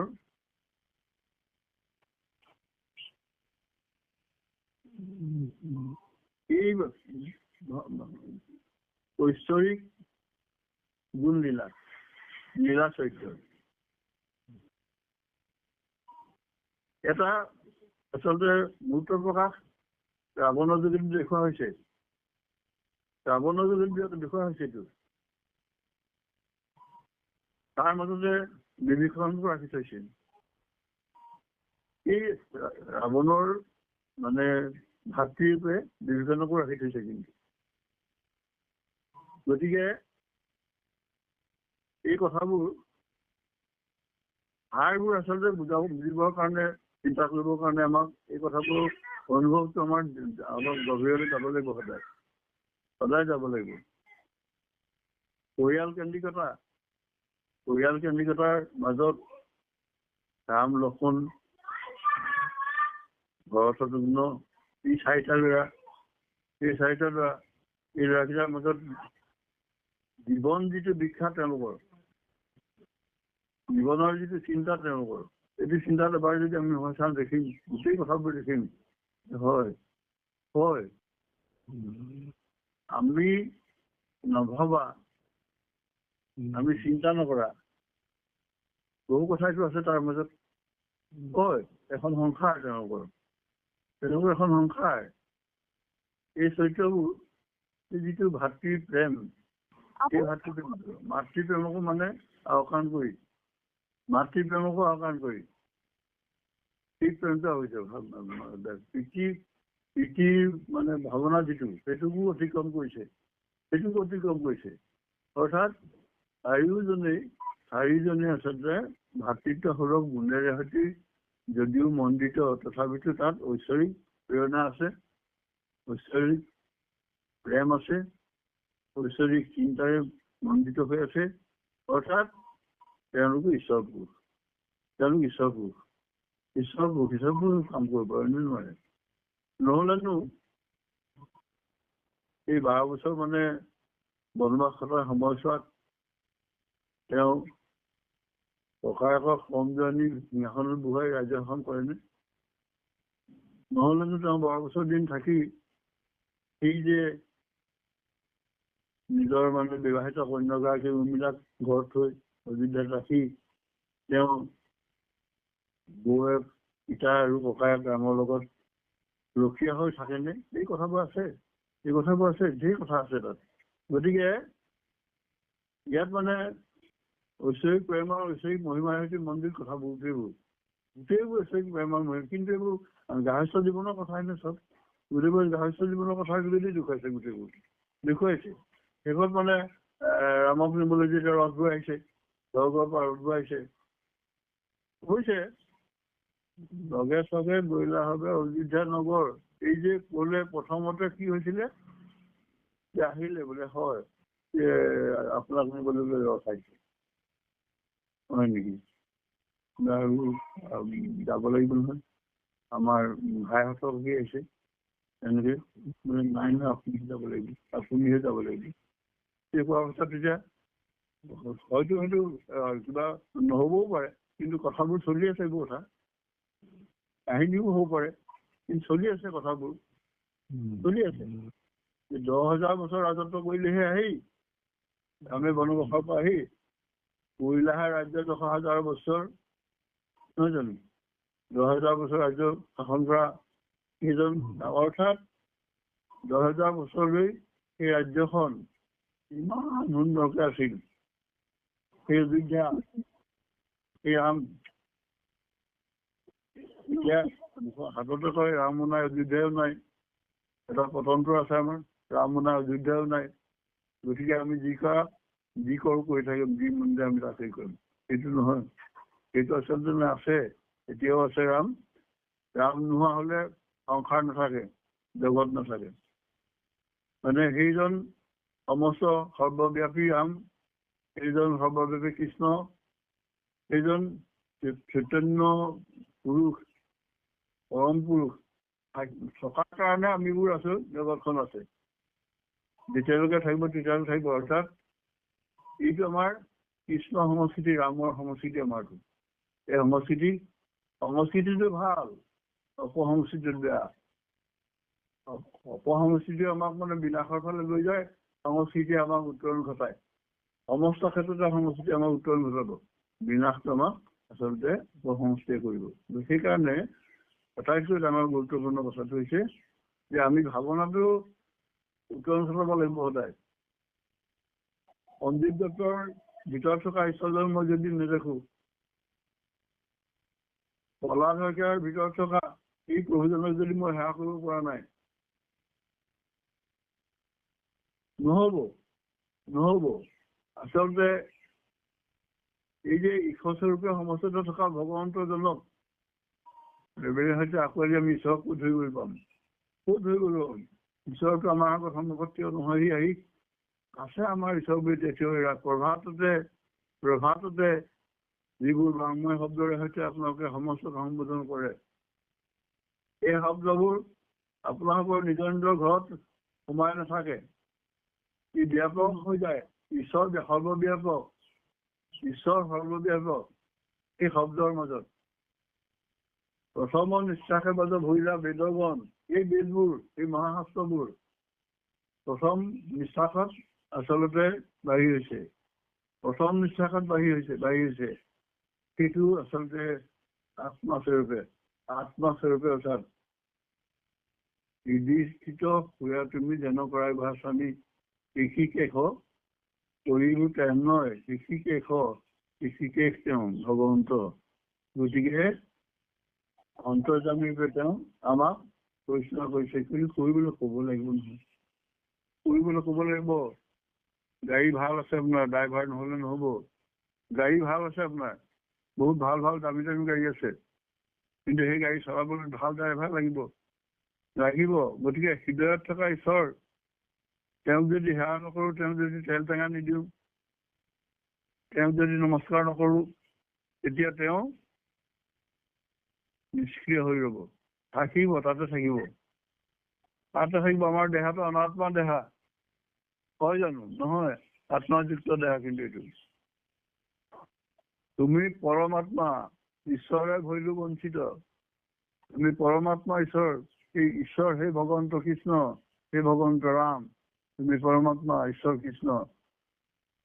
তোমাক আমি হেৰুৱাই পেলাইছো, তোমাৰ পৰা আমি বঞ্চিত হৈছো। কেলে নিজে নিজে বঞ্চিত হৈ বঞ্চিত আমি আচলতে নহওঁ নহয়। কৈছে গুৰুসকলে কৈছে, কিন্তু তেওঁলোক আচলতে ৰামতে লাগি আছে, কৃষ্ণতে লাগি আছে। তেওঁলোকৰ ৰামকৃষ্ণৰ পৰা এৰিব নোৱাৰে। ৰামকৃষ্ণ ৰামকৃষ্ণ ৰাম হৰি হৰি ৰামতে ৰম হৰি ৰাম ৰাম ৰাম, এইটো হবই লাগিব। তেতিয়াহে আমি মানুহক চিনি পাম। হৃদয়ত তেতিয়াহে অনুভৱ কৰিব পাৰিব। ভকতি তেতিয়াহে সিজিব। ভক্ত আৰু ভগৱন্তৰ মিলন তেতিয়াহে হব। গতিকে শুনা নিৰন্তৰ পুণ্য কথা ৰামায়ণ, সংসাৰৰ নিষ্ঠৰী দ্বাৰ বৈকুণ্ঠ কমন। বৈকুণ্ঠ যাবলৈ, বৈকুণ্ঠ য'ত বোলে কুণ্ঠা নাই সেইখনৰ নাম বৈকুণ্ঠ। য'ত কোনো চিন্তা নাই, আহুকাল নাই, আলৈ আহুকাল নাই, য'ত তোমাৰ খাবও নালাগে, শুবও নালাগে, কেৱল মাত্ৰ নাম গাব লাগে আৰু ঈশ্বৰৰ লগতে থাকি। এই পঞ্চপ্ৰকাৰ মুকুতিয়ে মানে মুকলৈ বুলি পৰৰ কাকুতি কৰি থাকে, সেইজন ভকত। গতিকে কুণ্ঠা নোহোৱা ভকতসকল, মায়ামোহৰ মাজৰ পৰা ওলাই থকা প্ৰভুসকল, বাপসকল, আইসকল, সেইসকল ভকত সংসাৰৰ নিষ্ঠৰী আৰু বৈকুণ্ঠকৰ মন। যদি বৈকুণ্ঠলৈ যাব খুজিছা, তেতিয়াহ'লে এইখিনি কৰিব লাগিব। ৰামৰ চৰণত সেৱা কৰিব লাগিব, ৰাম নাম ল'ব লাগিব, কৃষ্ণ কথা ভাবিব লাগিব, কৃষ্ণ কথা শ্ৰৱণ কৰিব লাগিব, মনন কৰিব লাগিব, শুনিব লাগিব। ৰাম নাম বিনা নাহি সংসাৰৰ নিষ্ঠাৰ, এনে জানি ৰামৰ চৰিত্ৰ কৰা হাৰ। গতিকে ৰাম নাম আমি অনবৰত ল'ব লাগিব। ৰাম নাম ৰামতে ৰমো অবি ৰাম ৰাম ৰাম, ৰামতে ৰমো অবি ৰাম ৰাম ৰাম। ৰমন কৰি থাকিব লাগিব, নামত ৰমন কৰি থাকিব লাগিব। কৃষ্ণ কৃষ্ণ কৃষ্ণ বুলি যিটো অন্তকালে নিজৰ প্ৰাণতে যে আদ্যৰ হবলৈ মুকুতিতাংক দেৱ, কৃষ্ণ কৃষ্ণ কৃষ্ণ বুলি তিনিটা ভগৱন্তৰ নাম তিনিবাৰ যদি লয়, তেতিয়া অন্তকালত শেষ নিশ্বাস ত্যাগৰ সময়ত তেওঁ প্ৰথম কৃষ্ণটোতে মুক্তিটো পাই যায়, বৈকুণ্ঠ স্থান পাই যায়। বৈকুণ্ঠ স্থান পোৱা মানে মুক্তি পোৱা। মুক্তি পোৱা মানে কি? বন্ধন মুক্তি। তাৰমানে বান্ধি থোৱা গৰুটো মেলি দিলে দৌৰি যাব, গুচি যাব। ঠিক তেনেকৈ আমাক সংসাৰৰ বন্ধনত বান্ধি ৰাখিছে, সংসাৰ বন্ধনত আমি বান্ধ খাই আছো। গতিকে সেইকাৰণে মুক্তিটো আমাৰ প্ৰয়োজন, মুক্তি প্ৰয়োজন। কাৰণ বাৰে বাৰে আহি আছো নহয়। কেতিয়াবা গৰু হৈছো, কেতিয়াবা ম'হ হৈছো, কেতিয়াবা উঠ হৈছো, কেতিয়াবা মানে হাতী হৈছো, নহয় জানো? কেতিয়াবা পোক পৰুৱা হৈছো, কেতিয়াবা মানে হেৰিয়াৰ মানে পায়খানাৰ কীট হৈছো, কেতিয়াবা গছ হৈছো, কেতিয়াবা গছনি হৈছো, লতা হৈছো, চৰাই হৈছো, চিৰিকটি হৈছো, বাঘ হৈছো, সিংহ হৈছো, বেলেগ বেলেগ সময় বেলেগ বেলেগ জীৱন আমাৰ হৈছে। বাৰ আমি আহি আছো, গৈ আছো। গতিকে আমি সেইবোৰ হৈ ঘূৰি থাকিব লাগিব। সেইটো তেনেকুৱাই আৰু এইটো যাত্ৰা আমাৰ হৈ থাকিব সদায়। তাৰ কাৰণে আমি কৰিব লাগিব কি এতিয়া যদি আপোনালোকে যিটো কৰি আছে সেইটো কিন্তু তাকে কৰোঁতে ভালকে কৰিব লাগিব আকৌ কৰিব লগা কাৰণে কৰিলে নহ'ব কৰিব লগা কাৰণে কৰিলে মই বোলে ভকত বোলক বুলি ভাবিলে যে মই নহ'ব নহয় আচলতে নহয় জানো বৈষ্ণৱ লোক মোক কপতি দাম্ভিক লোক এনে ভাৱ দেখায় লোকত নুহিকে তাহানা মত যিটো মহাভাগৱত পাংগ পাৰিলে তই জগত এইজন ভকতৰ কথা কৈছে শাস্ত্ৰত কি কৈছে মোক ভকত বোলক বৈষ্ণৱ বোলক এই বুলি তেওঁৰ নিচিনা দেখুৱাই তাৰমানে ভকতজনৰ নিচিনা দেখুৱাই পঞ্জাৱী বজাত চাদৰ লৈছো গামোচা লৈছো ধুনীয়াকে মানে আমাৰ চুৰিয়া পিন্ধিছো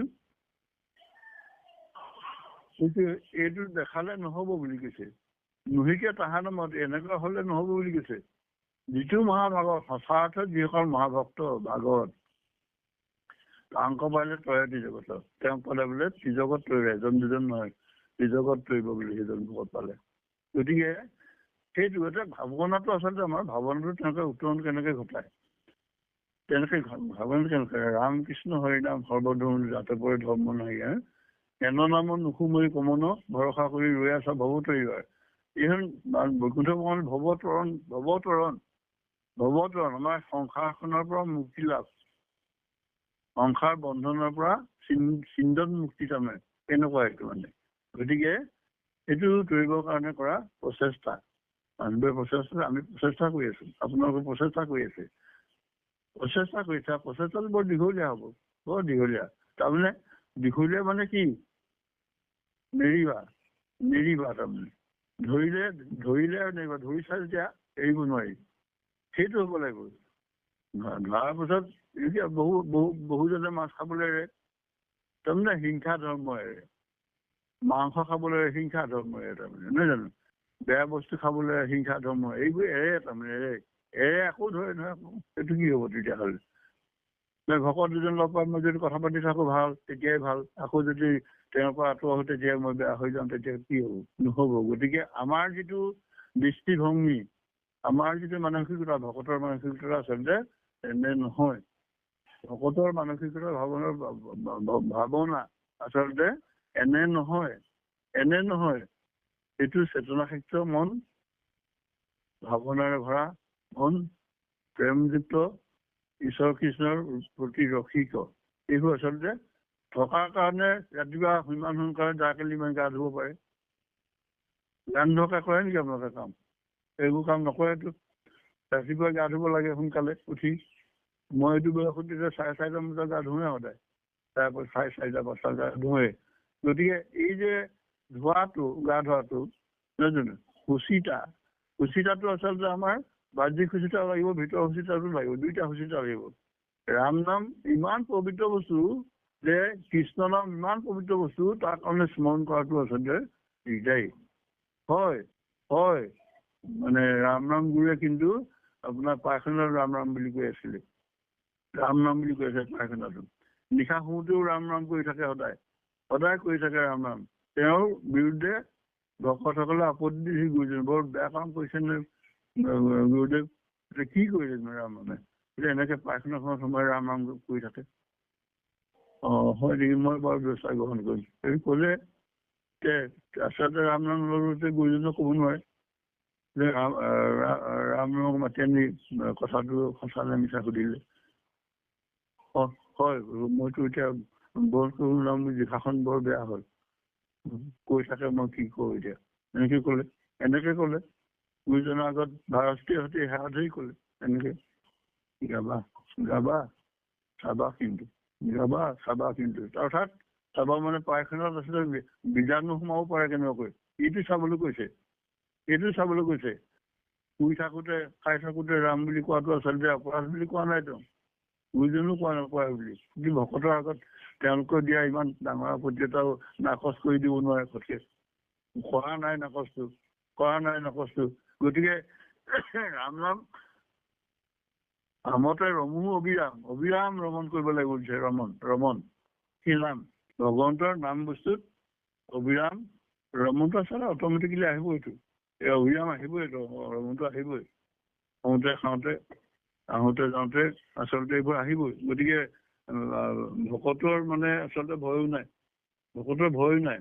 সমস্ততে আচলতে জীৱন মৰণ একোতে আচলতে ভকতে ভয় নকৰে। ভকতৰ ভয় আছে গত্য, ক'তো নাই ভকতৰ ভয়। গতিকে ভকতৰ উত্তৰণটো উত্তৰণ হোৱাৰ পাছতে ভকত হৈছে আচলতে। এই উত্তৰণটো সাংসাৰিক জ্বালা যন্ত্ৰণা, সাংসাৰিক তাপ, এই প্ৰভু হে কৃষ্ণ যত জীৱনিত তিনি তাপে হৈ আহন্তাৰ ভিতৰত দুৰ্ঘোৰ সংসাৰত পৰি আছে, নহয় জানো? দুৰ্ঘোৰ সংসাৰত পৰি থকা আমি মানুহবোৰে এই যাতনাবোৰৰ মাজত সদায় সোমাই আছো। গতিকে আমাক উদ্ধাৰ কৰিব কেৱল মাত্ৰ ৰাম নামেৰ সৈতে। সেইকাৰণে আমি ৰাম কথা আমি আচলতে শুনিবলৈ আগ্ৰহ কৰিব লাগিব, পঢ়িবলৈ আগ্ৰহ কৰিব লাগিব, জানিবলৈ আগ্ৰহ কৰিব লাগিব। ৰাম কথা এইটো ৰাম কথা। কাৰণ ৰাম কথা প্ৰচাৰ কোনে কৰিলে? লৱ কুশে প্ৰচাৰ কৰিছে নহয়। সেইকাৰণে ৰাম নহওঁতে ৰাম নপওঁতে মানে ৰামায়ণ লিখিছে। লৱ কুশে প্ৰচাৰ কৰিছে। লৱ কুশে মানে ৰামৰ পুত্ৰ ভালে প্ৰচাৰ কৰিছে।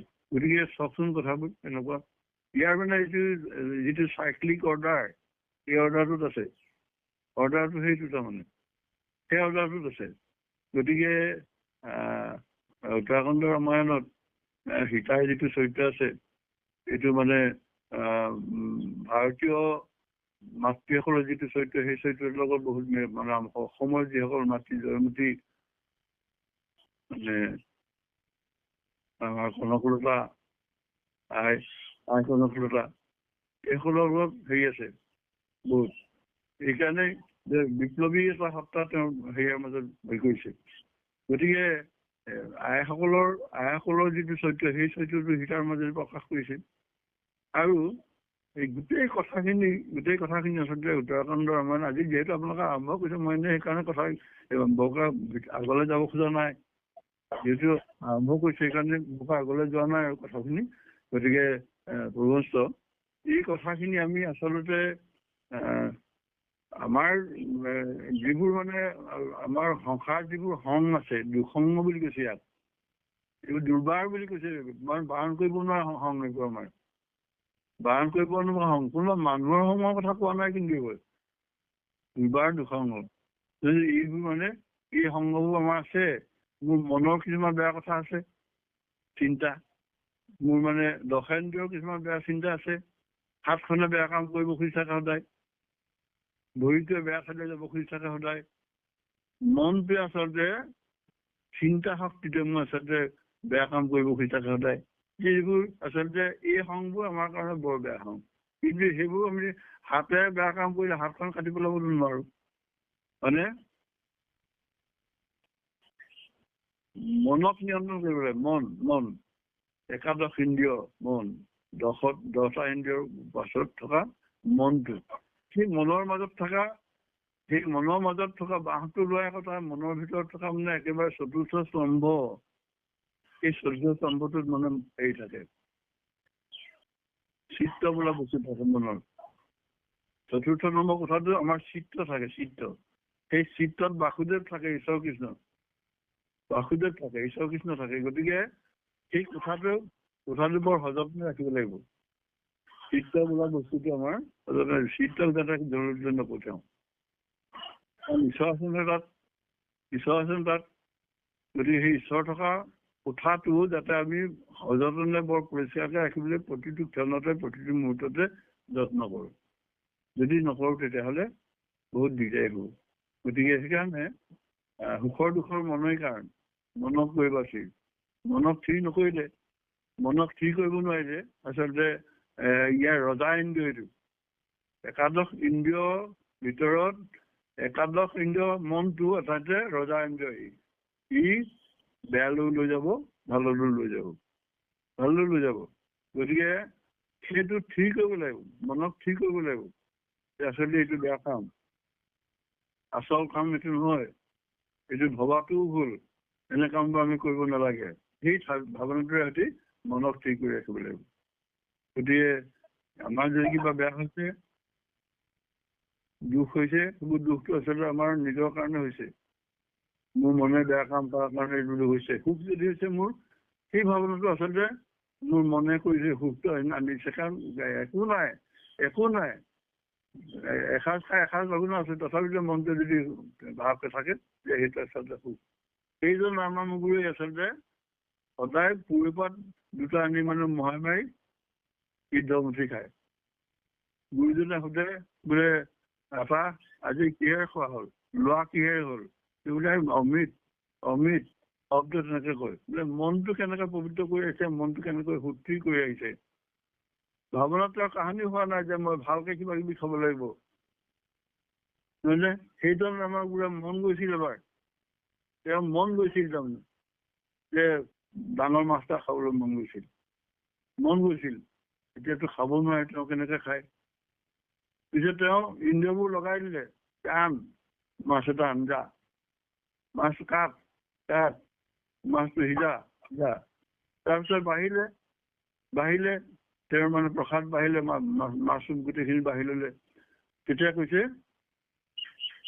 খা, তোৰ মন যে গৈছে খা, মন খা, মোৰ হাত কিন্তু তাত নলগাও, খা। খাই কেনেকে এতিয়া? হাত নিজে নলগাই খাই কেনেকে? মোৰ ইন্দ্ৰিয় তাত নলগাও, খাবলৈ মন গৈছে, খা। বহি আছে তাত থমথমকে। গতিকে এই কথাবোৰ আচলতে মনৰ নিয়ন্ত্ৰণৰ ক্ষেত্ৰত যথেষ্ট কঠোৰতা অৱলম্বন কৰিব লাগিব। সেইকাৰণে ৰামত প্ৰীতি, কৃষ্ণত প্ৰীতি, এই প্ৰীতিটোৱে আচলতে আমাৰ কি হৈছে, আমাৰ চেতনা শক্তি মনটোক আৰু দুৰ্বাৰ কৰি তুলিব, সুন্দৰ কৰি তুলিব, কোনেও লৰচৰ কৰিব নোৱাৰা কৰি তুলিব। কেৱল মাত্ৰ ৰামত লাগি থাকিব লাগিব, কেৱল মাত্ৰ হৰিত লাগি থাকিব লাগিব, কেৱল মাত্ৰ কৃষ্ণত লাগি থাকিব লাগিব। আমাৰ সমস্ত কামনা বাসনা পূৰ্ণ হৈ যাব। ঘৰখন আপোনাৰ মনৰ যোগেদি সম্পূৰ্ণ কৰি উঠিব, সম্পূৰ্ণ হৈ উঠিব। কাৰণ ঈশ্বৰ কৃষ্ণৰ কৃপা বিহনে একো কাম সিদ্ধি নহয়। চিন্তাটো আমাৰ যদি পবিত্ৰ হয়, পবিত্ৰ চিন্তাৰেহে আচলতে পবিত্ৰ মানসিকতাৰ সৈতেহে আমি এখন সুন্দৰ সংসাৰ কৰিব পাৰোঁ। নিজে সুন্দৰ হ'ব নোৱাৰিলে জগতক সুন্দৰ কৰিব নোৱাৰে, কেতিয়াও নোৱাৰে। মানে চাৰিওফালে লেতেৰা কাপোৰ পিন্ধি থাকিলে লেতেৰাটো এটা গোন্ধ ওলাব, মানুহৰ মাজত থাকিলে গোন্ধটো বেয়া বুলি কৰিব। নহয় জানো? বোকা যদি লাগি থকা ভৰিটোৱে ভিতৰলৈ সোমাই বোকাখিনি, ভৰিত লাগি থকা বোকাখিনি মজিয়াত পৰিব। কাৰোবাৰ গাত লাগিলে বোকা লাগিব, গতিকে লাগিবই। সংমিশ্ৰিত এটা মানে চিন্তা, সংমিশ্ৰিত চিন্তাটো আমাৰ কেনেকুৱা হ'ব লাগিব? আমাৰ চিন্তাটো আচলতে সুন্দৰ হ'ব লাগিব, উত্থান হ'ব লাগিব। এই চিন্তাৰ উত্তৰণ ঘটিব লাগিব। যিটো চিন্তা কেৱল মাত্ৰ সেই ভগৱন্তৰ প্ৰীতিৰ ফালে যাত্ৰা আৰম্ভ কৰিব লাগিব। সেই ভগৱন্তৰ প্ৰীতিত কোন আছে? সেই ভগৱন্ত বৈকুণ্ঠত থকা ভগৱন্তৰ নহয়, সেই ভগৱন্তৰ হৃদয়ে থকা ভগৱন্তৰ জন। সকলোকে আপোন কৰি ল'ব নোৱাৰিলে, যিমানে পঢ়িলে যিমানে শুনিলে চব মিছা। সঁচা কেৱল মাত্ৰ সেইটোহে, যিটোৰ যোগেদি আমি সমস্ত জগতখনকে আপোন কৰাৰ এটা মানসিকতাৰে নিজকে আগবঢ়াই নিব পাৰো। গতিকে আটাইতকৈ ডাঙৰ কথাটো এতিয়া সেইটোৱে যে ৰাম নাম প্ৰমত্ত সিংহৰ মহানাদে, পলাই পাব ষষ্ঠীযুত পৰম বিষাদে। পলাই পাপ হাতীবোৰ, ষষ্ঠীযুত হাতী জাকবোৰ। কিহৰ হাতী এইবোৰ? পাপৰ হাতী। পাপদন্তি ভিৰি পলাই বুলি কৈছে, নহয় জানো? পাপৰ হস্তিবোৰ মানে ভিৰি একদম বহুত দূৰতে পলাই যাব। ৰাম নাম মহিমা শুনাৰ লগে লগে, ৰাম শব্দ শুনাৰ লগে লগে, নহয় জানো? গতিকে এই শব্দটোৰ মহিমা অপাৰ, ৰাম নামৰ মহিমা অপাৰ। ৰাম নামৰ মহিমা এই ৰামায়ণত ৰাম কথাৰ চৰ্চা হৈছে, ৰাম কথাৰ ভাৱনা হৈছে, ৰাম কথাৰ প্ৰচাৰ প্ৰসাৰ হৈছে। ৰাম কথাৰে সমস্ত জগতৰ বায়ুমণ্ডলটো আচলতে পবিত্ৰ কৰি তোলা হৈছে। আমাৰ হৃদয় পদ্মত এইবোৰ মানে আচলতে ৰাম কথাৰে সুন্দৰ কৰি তুলিবৰ কাৰণে কৰা এটা প্ৰচেষ্টা আমাক সদায় লাগিব। কৃষ্ণ কথাৰে আমি ইয়াক উত্থান কৰিব লাগিব। কৃষ্ণ কথাৰে ইয়াক চন্দিত কৰিব লাগিব, মণ্ডিত কৰিব লাগিব, সুন্দৰ কৰিব লাগিব। গতিকে তেতিয়া দেখিব এজন সুন্দৰ হলে দ্বিতীয়জন হব, কৰ্মগতি দিয়াৰ সৌন্দৰ্য বাঢ়ি গৈ থাকিব। জগতখন আমাৰ পৃথিৱীখন আমাৰ সংসাৰখন সুন্দৰ হ'ব। গতিকে সেইকাৰণে এই মংগলাচৰণৰ তৎখিনিৰ যোগেদি সমস্ত জনকে আহ্বান জনোৱা হৈছে। উত্তৰাখণ্ড আমাৰ সোমাই যাম, আমি সোমাই যাম, কিন্তু আমাৰ সমস্ত জনকে আহ্বান জনাইছে মংগলাচৰণৰ যোগেদি গুৰু শ্ৰীমন্ত শংকৰে সমস্ত আহ্বান জনাইছে। কি আছেনো? ৰামকথাৰ পৰা এখন ৰামকথা আছে, ৰামকথা শ্ৰৱণ কীৰ্তনেৰে সংসাৰক ধৰি। এই ৰামকথাৰ শ্ৰৱণ কীৰ্তন কৰিলে আমি কোনোবাই পঢ়িছে কোনোবাই শুনিছে, এই ওজনটো আচলতে ধৰ্ম ভাৱটোৱে কিন্তু সমস্তকে শুনাইছে, বহুতক শুনাইছে। নুশুনা কথাবোৰ আকাশত উপঙি আছে, সেইবোৰ স্পৰ্শ হ'ব। প্ৰকৃতিৰ ভিন্ন বস্তুটো স্পৰ্শ হ'ব, মানুহৰ কৰ্ণকোষত সোমাই যাব, স্পৰ্শ কৰিব মানুহক, জগতবাসীক স্পৰ্শ কৰিব। স্পৰ্শ যেনেকে মানে পানী মানে চাফা কৰিবৰ কাৰণে ধুনীয়াকে ব্যৱস্থা কৰা হয়, ঠিক তেনেকে শৰৎকালৰ পানীখিনি যেনেকে আপুনি চাফা হৈ যায়, ঠিক তেনেকে এই ৰামকথাৰ ভাই দিয়া বায়ুমণ্ডলে জগতবাসীক পবিত্ৰ কৰি দিলো, সুন্দৰ কৰি দিলো। এই স্পৰ্শটো ৰামকথাৰ স্পৰ্শটো, কৃষ্ণ কথাৰ স্পৰ্শটো আমি হাতেৰে চোৱা স্পৰ্শটো বহুত মানে প্ৰভাৱান্বিত, বহুত শক্তিশালী। ৰামকথাৰ স্পৰ্শটো, কৃষ্ণ কথাৰ স্পৰ্শটো আচলতে বৰ শক্তিশালীটো। ইয়াৰ শক্তিটো মহাশক্তি এইটো। এই মহাশক্তিয়ে জগতকে পবিত্ৰ কৰে, নহয় জানো? ৰাম নাম আচলতে ইমান শক্তিমন্ত্ৰ, কৃষ্ণ মন্ত্ৰ ইমান শক্তিমন্ত্ৰ যে ই আচলতে জগতকে পবিত্ৰ কৰে। অকমান আগবঢ়াব নেকি? কৃষ্ণ দেউতা বৰ্তমান সময় হৈছে, হয় 7:30 হ'বলৈ হৈছেগে। হয় কোন এবাৰ দোহাই দিব কৈছো, কোন এবাৰ দোহাই দিব কৈছো। কৃষ্ণ মাহ বহিৰাম সমস্ত ধৰ্মৰে নাম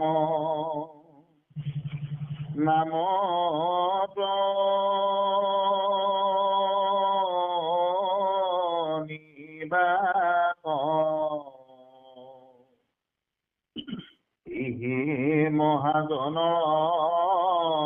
যাৰ নামত